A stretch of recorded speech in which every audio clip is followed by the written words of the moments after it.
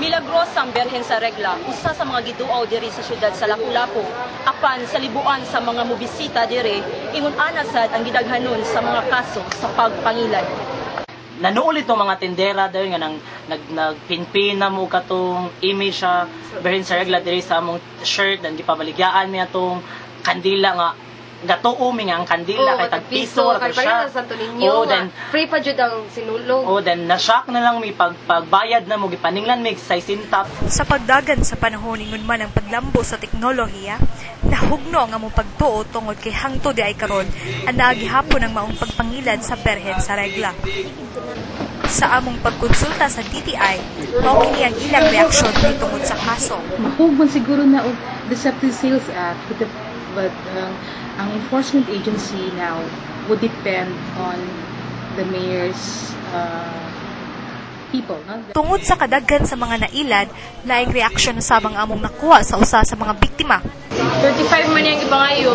Yan na siya. Yung explanation kay kuan daw. Kay iya daw gipasinulugan po daw akong mama. Sa akong pamilya. Tungod ani nang hinaut siya nga mawagtang na unta ang maong binuhatan ug wala nay laing mabiktima sama kaniya. Sa pagbalik, kauban sa among grupo nagpahigayon kami usa ka undercover operation halon sa pagsulta kung unsa usabang kalambuan sa buhat sa mga mangingilad dinhi sa Birhen sa Regla.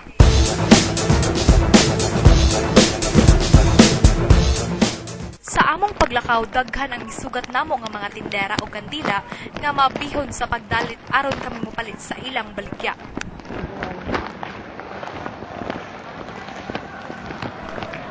Aron mapamatud-an ang maong pagpangilad, nipalit kami og kandila sa usa ka babay ug mao kini ang among naani. Bridge lang ko. Kaya nga. Milaw sa ang barang patay anji iya kanilo. Kasagaha ya. Ngala mga diri sa Regla. Piyong-piyong o, murag tinuod. Ang maong babae wa na uwaw sa pagpangalyupo sa Ginoo, samtang usa di ay siya ka mangingilad. Bilig duha day atos diri nga dapat na pagbinig man pagbinig duha para atos diri. Duha to ta.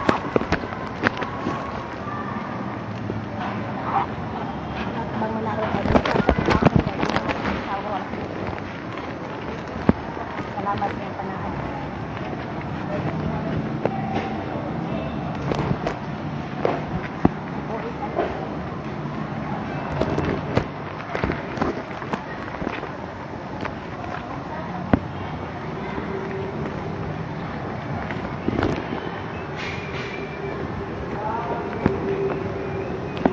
Madiri tinang nagdaghan kayong tagsingko ba?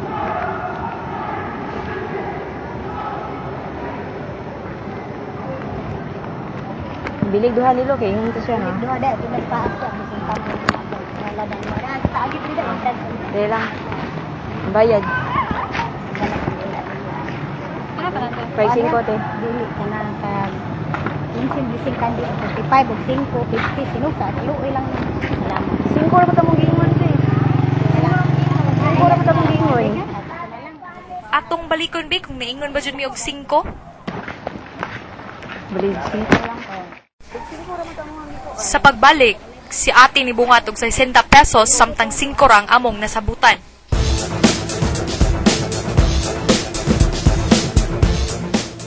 Para 15 ra ni sinog sila kay. Libungat og 60 ka piso sa iyang kandilang gibaligya samtang ang maong nasabutan 5 ka pesos lang. 15 ra ni. 15. Sinog sa mo lang kabubot sila. Pinasakate paghatag. Sige, bayad na lang.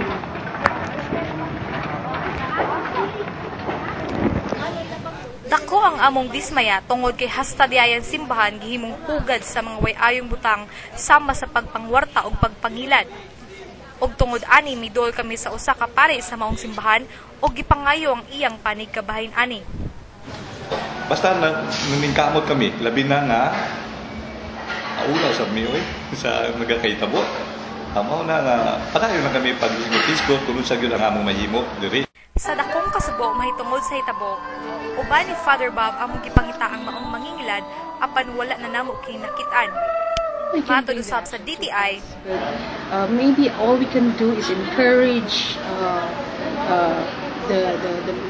the organizations and even the operators of the church to put a control or say monitor or regulate the way these ambulant vendors are doing their task.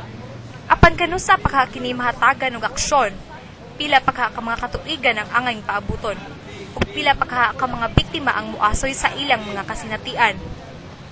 Kandila tagpiso, sinulog sa kaluoy lang. Kanusa pa kini kusganong mapatuman.